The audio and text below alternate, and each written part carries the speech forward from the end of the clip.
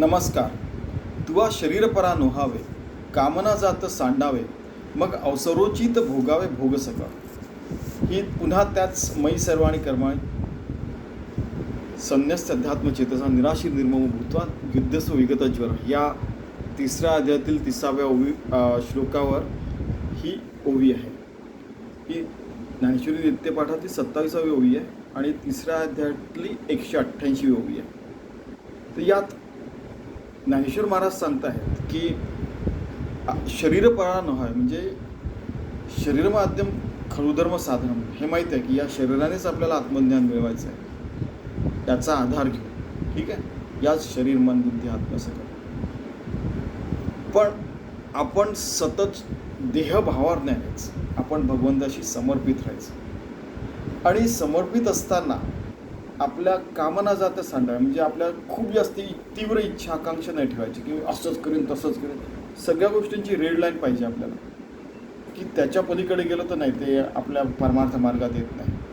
मग अवसरोचित भोगावे भोग सका, की मग अवसर प्राप्त झाल्याने आपला पहिला नंबर आला तर आपल्याला समजा लाडू मिळाले, ठीक आहे, भोग सका, रसगुल्ला दिला कोणीतरी, ठीक आहे, की नाही तुझा पहिला नंबर आला, ठीक आहे, किंवा काही चांगलं काम केलं तर आई म्हणते की ये आज मी तुला लाडू करून देते वगैरे. ते तसे भोग भोगावे सका. अजून एक गोष्ट भोग भोगण्यामध्ये येतं की 84 लक्ष योनींमध्ये जे काय कर्म केलेलं आहे आणि याच देही याची जन्म आपल्याला मुक्ती मिळवायची, ते त्याचं जे ते सगळं आहे ते आपल्याला कधी कधी भोगावं लागतं. की आपली काहीच चूक नसताना कधी कधी आपल्यावर काही संकट येतात, ते त्याच्या कारणाने, पण ते पण भोगून घ्यायचं. पण भगवंताच्या भावामध्ये राहिल्यावर आपण त्याचं काम करतो असं म्हटलं तर आपल्याला कोणतीही आपल्यावर म्हणजे या गोष्टी घडल्या तर त्याचं आपण खूप तीव्रतेने त्याचं आपण रिप्लाय देत नाही, उत्तर देत नाही, किंवा एकदम द्वेषाने आपण हे लढत नाही. अच्छा ठीक आहे, आणि आपण पुढे चालतो, आपल्या कामामध्ये राहतो आणि सत्कार्य सत्कर्म सद्विचार सद्वृत्तीने आपण सगळं आपलं जीवन जगत असतो.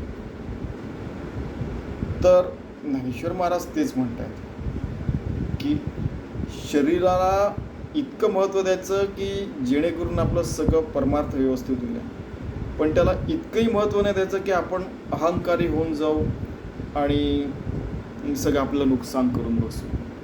ठीक आहे, बघा म्हणजे कुठे कसा बॅलन्स करायला सांगितलं आहे बघा, किती सुंदर. 18, 19, 20, 21 बस एवढ्या वयाचं छोटंसं बाळ आहे, ते सांगून राहिलेलं आहे.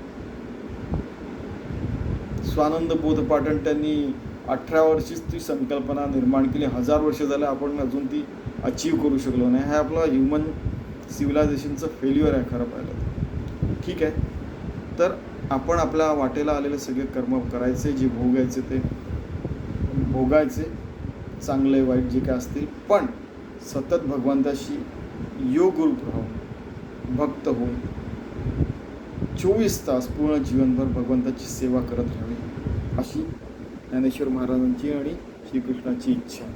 ती आपण त्यांची ॲटलिस्ट परिपूर्ण करायचा प्रयत्न करू. धन्यवाद.